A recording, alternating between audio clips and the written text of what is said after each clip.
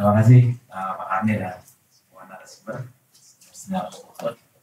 Jadi ceritanya awalnya itu begini.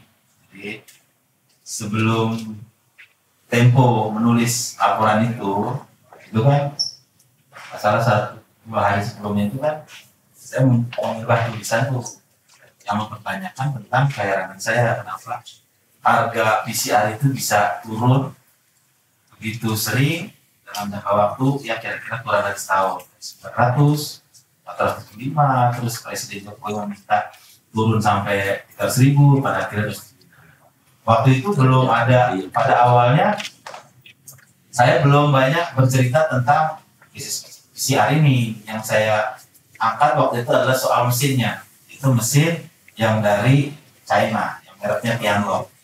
Sebetulnya itu hanya pertanyaan saja, pertanyaan menuntut transparansi. Karena salah satu komponen modal PCR itu adalah yang mesinnya itu, mesin PCR. Waktu itu saya bandingkan itu harganya. Di Shopee ternyata harganya sudah turun sampai 333 juta. Terus di e-katalog LKPP harganya itu 436 juta. Terus beberapa hari sebelumnya Detik X itu menulis dia mewawancarai salah satu sumber pelaku PCR. Harganya waktu awal itu dia beli antara 400 sampai 1 miliar.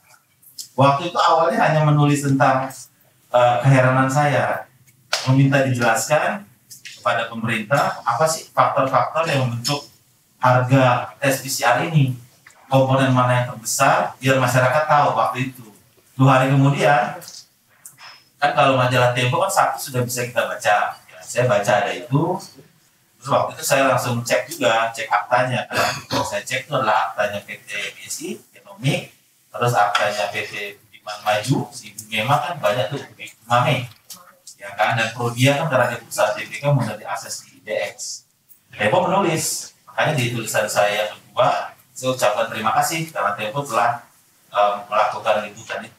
Nah, saya memberikan konteks pada liputan Tempo berdasarkan pertanyaan saya pada tulisan sebelumnya. Apa konteksnya? Karena di situ ketika kita lihat akta yayasan itu, akta PTGS itu ada beberapa pemegang saham yang pada hukumnya adalah yayasan dan ada yang PT. Terus kita lihat komposisi orang-orangnya. Beberapa saya tahu ya kan ada yang jadi direktur keuangannya Indika, ada yang jadi orang-orang kapital market banyak itu ada di situ. Nah yayasan ini menarik, ada yayasan Adaro, yayasan Indika, dan yayasan Northstar. Nah fokus saya saat itu adalah pada penyelenggara negara karena saya itu hanya membingkai tulisan Tempo biar konteksnya itu dapat. Cerita besarnya adalah tentang good governance, transparansi, keadilan, dan pengawasan publik. Konteks saya waktu itu menulis. Jadi memang tidak secara langsung menuding karena Tempo juga menyebutnya itu sama, saya juga setuju, bukan bermain ya, tidak seperti waktu kasus Haris Azhar ya, bermain itu bukan. Tempo menyebut itu terafiliasi, saya menyebutnya terafiliasi atau setidak-tidaknya ada relasinya dengan perusahaan-perusahaan dan entitas itu yang menjadi pemegang saham. Itu fokus saya itu Menko Marifest dan Menteri BUMN. Kenapa? Pertama kita semua tahu bahwa Menteri BUMN itu adalah juga dia menjabat sebagai ketua gugus tugas yang membawakan Satgas Covid dan Pemulihan Ekonomi Nasional. Sementara Menko Marifest juga sebagai wakil ketua, ya kan, dan koordinator PPKM. Nah, artinya dia berfungsi tidak hanya sebagai menteri, tapi juga sebagai pejabat yang bertanggung jawab langsung terhadap penanganan Covid dan pemulihan ekonomi nasional. Yang kedua yang saya lihat adalah kronologi. Saya memberikan konteks kronologi karena tidak ada di Tempo. Apa kronologinya? Gini, waktu Februari 2020, itu kan Menko Marifest menyatakan tuh di Batam, Corona, mobil Corona, udah pergi tuh, jadi dia nadanya itu bercanda. Maret 2020 kita mendapati kasus perdana di Indonesia. Nah, PTGS itu terbentuk April 2020, dibentuknya April 2020, sebulan setelah itu. Pikiran sederhana saya begini, dengan konteks prinsip governance tadi. Instrumen pemerintah adalah kebijakan. Tindakan-tindakan apa yang perlu dilakukan dan dia membuat kebijakan. Jadi misalnya membuat kebijakan supaya ada keadilan dalam supply dan demand dan sebagainya, instrumennya adalah kebijakan. Ini kenapa yang tertentu PT, karena itu memang bukan rahasia umumnya dan data-data akta itu bisa diakses di AHU. Ada keterkaitan antara OBA Group dengan Komarites, yayasan. Nah, yang belakangan itu kan pakai nama yayasan. Ya betul, kita tahu yayasan memang untuk kekayaan yang dipisahkan untuk kepentingan sosial, kemanusiaan, dan pendidikan. Saya juga tahu bahwa yayasan itu boleh melakukan penyertaan di unit usaha, itu boleh. Sebesar-besarnya 25% dari nilai kekayaan bersih yayasan boleh. Tapi kalau kita lihat undang-undang yayasan, tetap dia melakukan penyertaan untuk unit usaha yang prospektif. Tetap ada unsur, katakanlah jualannya, katakanlah seperti itu. Karena tetap badan hukumnya PT. Dalam kerangka undang-undang dan masyarakat awam pun tahu yang namanya badan hukum PT tujuannya mencari laba. Alasannya apapun, laba. Itu undang-undang berkata begitu. Masyarakat juga tahunya PT laba. Langsung bergulir. Nah, ketika bergulir itu, saya melihat begini, saya tetap konsisten. Gus, tapi kan belum tentu dia korupsi. Gus, tapi kan dia tidak melakukan kebijakan. Gus, tapi kan ini ya saya tahu. Makanya saya sebut setidak-tidaknya ada relasi dengan penyelenggara negara. Pikiran saya begini, penyelenggara negara tidak hanya diikat oleh aturan hukum formal, tapi juga yang tertinggi dia diikat oleh etika. Ada etika yang mengatur bagaimana konflik of interest itu adalah pintu masuk bagi berpotensi sekali terjadi korupsi. Jadi poin itu konflik of interest ramai masyarakat sampai hari ini. Sampai terakhir itu kemarin juga saya sama Pak Aris Nulika di TV One juga, TV One. Itu belum ada, ya silahkan saja. Berbisnis itu boleh siapa aja. Hak masyarakat untuk mendapatkan penghidupan yang layak itu dilindungi oleh konstitusi. Tapi ketika dia berkaitan dengan penyelenggara negara dalam berbisnis, itu ada aturan, ada etikanya, ada rambu-rambunya. Itulah makanya yang saya sanggah argumen dari Pak Arya mengenai market share. Bahwa ini kan PT GSI market share-nya hanya 2,5% dari total tes PCR yang sudah dilakukan 24,7. Nah, saya tahu kalau cara pikirnya market share itu, tapi kan kita bicara begini.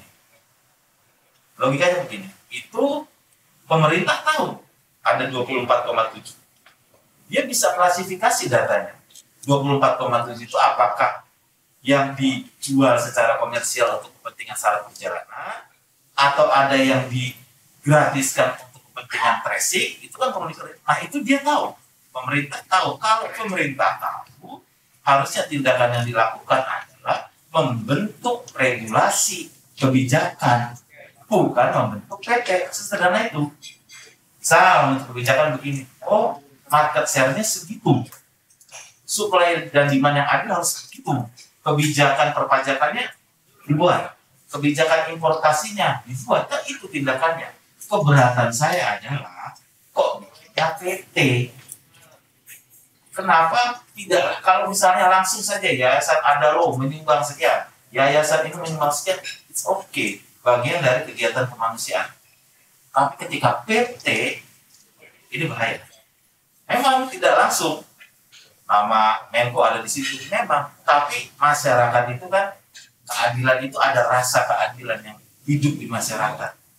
Kok begini sih, kok begini? Itu poin saya ditangkap. Maka dari itu, atas argumen itu, kalau ditanya, jadi solusinya gimana Gus? Nah, hari ini kan kita lihat Partai Prima tuh melaporkan ke KPK, silakan.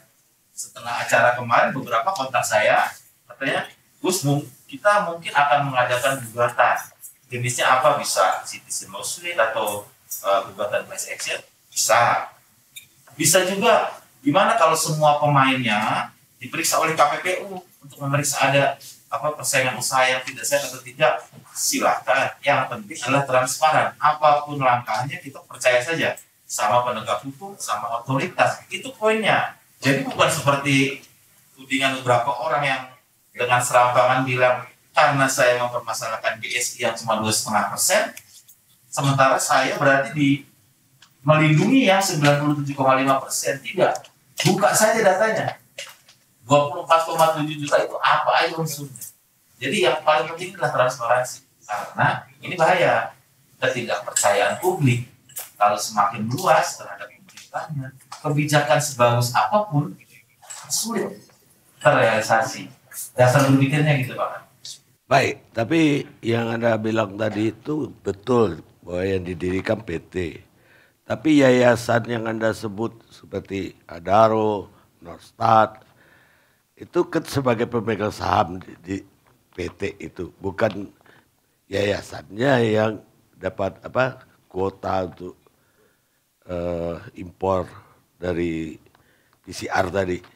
Lah yayasan memang bukan cari laba. Yang penting kalau saya lihat keuntungannya dikembalikan nggak ke publik, bukan masuk kantong. Lah sekarang kalaupun dia kebagian keuntungan dari PT GSI, baik Adaro, Nostar ataupun yayasan yang lain-lain, itu yang penting tidak masuk kantong dari pendiri yayasan, dan itu dikembalikan lagi ke publik. Oke aja, daripada PCR tadi dijual oleh swasta murni semua. Lalu swasta murni yaitu masuk kantong pemegang saham kalau dia profit. Itu yang kedua. Kalau untuk Adaro yang punya kan bukan menteri, walaupun punya keluarga menteri. Tapi seandainya kita bersaudara berdua, saya jadi pejabat, Anda jadi bisnis, ya Anda berhak aja dong untuk bisa mendapatkan kesempatan seperti itu. Mungkin relasinya bukan relasi saudaranya atau adiknya, tapi relasi pribadi juga bisa kan. Dan sebagai perusahaan juga bisa menghubungi pejabat otoritas yang bisa memberikan izin impor. Terus yang kedua, kalau saya lihat tadi Anda bilang 2,5% GSI mendapatkan jatah 2,5%. Kasus Menteri BUMN Pak Arya Sinulinga. Oke. Tapi saya lihat dari susunan saham itu dari 4 juta saham cuma 240 tuh masing-masing, termasuk PT Danau Toba tadi, PT Toba. Jadi gini Pak Arya, mohon maaf. Jadi menurut saya begini. Iya, kita di sini ada saya menulis, saya berbicara atau apa, saya tidak mengadili niat orang. Saya dalamnya hati siapa yang tahu. Orang bisa baik, bisa jahat. Saya tidak adil. Kita melihat fakta dan karena ini hidup bernegara ada aturannya. Betul, yayasan nanti akan melakukan kegiatan sosial dan sebagainya. Tapi masalahnya satu, ketika dia bentuknya PT, kalau kita lihat aktanya, dan PT-nya ini ingat bukan PT TBK, PT-nya PT swasta tertutup. Artinya apa? Orang boleh ngomong kita nggak dapat dividen, kita nggak begini, nggak ambil untung. Tapi selama publik tidak bisa mengakses laporan keuangannya, siapa yang tahu? Kalau perusahaannya TBK masih bisa diakses. Tuh. Kedua, ada juga rangkaian yang perlu dilihat di sini. Kenapa dalam tanda petik kecurigaan masyarakat? Nah kalau ini saya yang angkat memang. Pak Kemboya itu mengenai fakta 15 Juni 2020. PT yang bersangkutan menerbitkan surat utang convertible bond senilai 77,5 miliar atau US dollar 5 juta. Saya buka tuh, otomatis mereka yang ngerti bisnis tentu akan berpikir, dia menerbitkan surat utang 77,5 miliar, ya apa iya utang itu tidak dikembalikan? Kalau dikembalikan bagaimana caranya? Itu kita tidak tahu, karena memang kalau bentuknya PT, dia itu kan persekutuan modal berdasarkan perjanjian para pihak yang itu. bergerak berdasarkan modal dasar dan terbagi atas saham-saham, publik tidak bisa mengakses. Nah, ketika sekarang mengakses susunan saham, betul, yang terbesar adalah Yayasan Indika Energi memang, sekitar 30%. Yang lainnya misalnya Toba itu ada 26 usaha, total itu ada sekitar 15%. Tapi ingat, bukan masalah angka saja dalam praktik bisnis, tapi ada juga pengendalian. Ada, karena kan hukum kita kalau tidak salah tidak mengenal saham pengendali undang-undang PT itu, tapi yang dikenal adalah klasifikasi saham. Ada saham yang punya hak suara, ada yang tidak, ada yang dividennya didahulukan, ada yang tidak. Jadi pengendalian ini penting dan itu kita tidak tahu. Karena itu memang berdasarkan perjanjian para pembentuknya. Ini perusahaannya tertentu publik tidak tahu. Ketika sekarang muncul ada nama Daru, ada nama dan sebagainya yang diduga ada relasinya dan ada relasinya dengan mereka penyelenggara negara. Ini kita sulit menerapkan aspek bagaimana transparannya. Orang bisa bilang BPK kan nggak bisa masuk, itu kan nggak uang negara. Bisa. Nah itulah akhirnya terjadi kegaduhan. Kita tidak lihat siapa yang benar, siapa yang salah. Tapi ini gimana masuknya ini sulit. Gimana masuknya? Oleh karena itu saya buka aja dulu supaya publik bersuara. Publik minimal tahu dulu deh.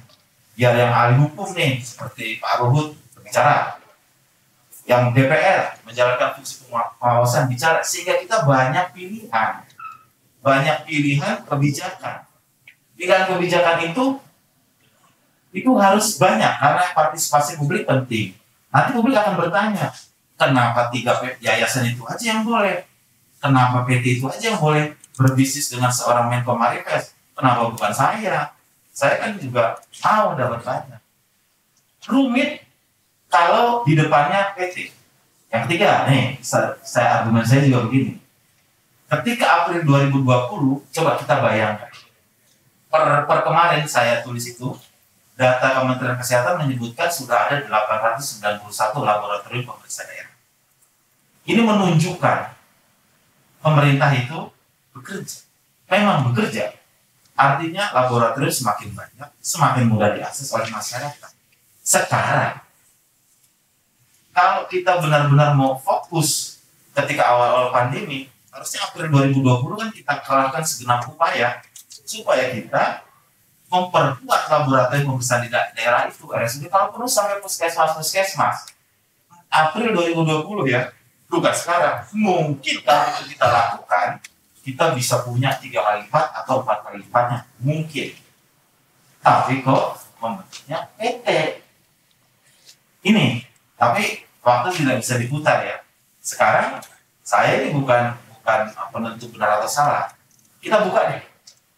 Yang ahli hukum perseroan terbatas lihat tadi. Karena sudah terjadi PT, bubarkan PT-nya, dia nggak bisa yang bubarkan PT ya harusnya dia. Dia jadi sulit. Nah ini kita sekarang kan berdiskusi. Sebetulnya saya juga nggak pengen main benar salah. Nah maka dari itu dalam posisi seperti ini saya merekomendasikan tuh memberikan saran supaya Presiden Jokowi sebagai kepala negara dan kepala pemerintah mengambil sikap. Dua sikap yang diperlukan. Kalau jalur hukum itu tentu butuh proses. Bagaimana dengan sikap politik? Karena apa? Kita melawan satu sisi COVID, sisi lain kita yang bahaya ini ketidakpercayaan masyarakat itu yang mengancam, yang bisa mengancam kredibilitas pemerintahan. Nah kan sampai hari ini kan Presiden Jokowi belum ada sikap. Jadi kalau menurut saya berkaitan dengan dugaan bisnis PCR ini memang persoalannya pelik. Langkah mana yang mau diambil? Ini menunjukkan kualitas kepemimpinan Presiden Jokowi. Mau langkah mana diambil dulu? Kegaduhan ini harus diakhiri dulu. Harus ada solusi yang bukan tambal sulam. Misalnya sekedar mengubah 100 kilo nggak PCR, 200. Bukan. Harus lebih mendasar. Karena ini sudah menyangkut kredibilitas orang. Saya itu sebagai warga negara taat kepada pemimpin. Saya membayar pajak. Tapi bayangkan ketika masyarakat itu mulai melakukan dalam tanda petik pemberontakan kecil di tengah pandemi, itu yang berbahaya sebetulnya. Ketidakpercayaan masyarakat ini yang harus segera ditanggulangi. Caranya gimana? DPR juga, caranya gimana? Ini pandemi misalnya, berbisnis di saat pandemi ini, rasanya gak enak banget. Karena kita sama-sama 2 tahun terakhir ini pendapatan menurun dan sebagainya, itu pertimbangan saya. Jadi bukan karena saya itu dituding orang pengen hanya sekedar mereshuffle Menko yang bersangkutan, menteri yang bersangkutan, nggak ada faedahnya menurut saya. Yang saya ingin kedepankan adalah good governance itu tegak lagi, semua pihak diajak berpartisipasi.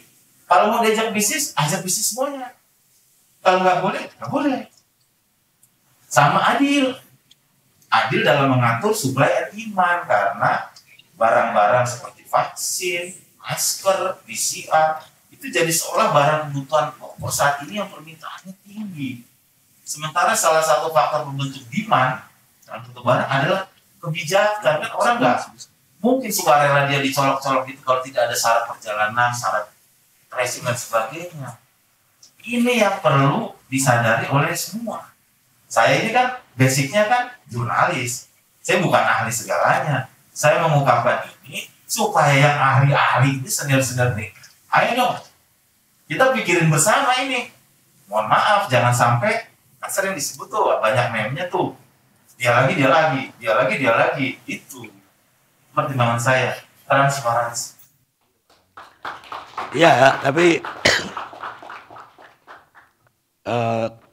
yang saya bantah tadi itu ya menurut saya ya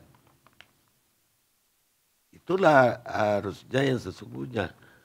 Artinya kalau kita berdua bersaudara, Anda dirikan mau PT ke, mau yayasan ke, mau cari laba berapa, saya pejabat. Ya, bagi saya ya sah-sah saja. Laporan keuangannya saya akses terus saya upload di Facebook biar Bang Ruhut lihat. Laporan keuangan GSI misalnya itu perusahaan tertutup. Ya artinya dia perusahaan tertutup GSI. Tapi yang ikut ini kan yayasan. Dalam yayasan ini menyangkut saudaranya seorang pejabat. Nah, artinya duitnya pun kembali ke yayasan nanti kalau dapat dividen. Dan di yayasan dia nggak boleh diambil tuh duit. Betul seperti itu. Cuma kan ada juga dugaan lain, karena kan banyak juga kasus di mana yayasan didirikan dan beroperasi itu menyimpang dari tujuannya. Itu baru kasus.